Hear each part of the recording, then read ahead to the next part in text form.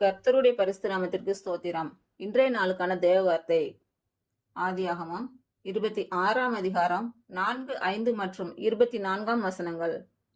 Abraham என் சொல்லுக்கு கீழ்ப்படிந்து என் விதிகளையும் என் கற்பனைகளையும் என் நியமங்களையும் என் பிரமாணங்களையும் கை கொண்டபடியினால் நான் உன் சந்ததியை வானத்தின் நட்சத்திரங்களைப் போல பெருக பண்ணி உன் சந்ததிக்கு இந்த தேசங்கள் யாவையும் தருவேன். உன் சந்ததிக்குள் பூமியிலுள்ள சகல ஜாதிகளும் ஆசீர்வதிக்கப்படும் என்றார்.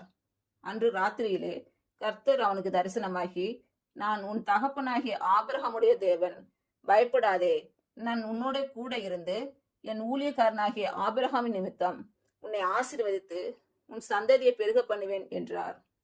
இன்று பிறந்த நாள் மற்றும் திருமண நாள் காணும் அனைவருக்கும் இயேசு கிறிஸ்துவின் நாமத்தினாலே வாழ்த்துக்கள். கர்த்தர் உங்கள் பலவீனங்களை மாற்றி உங்களுக்கு பலத்தை கட்டளையிடுவாரா.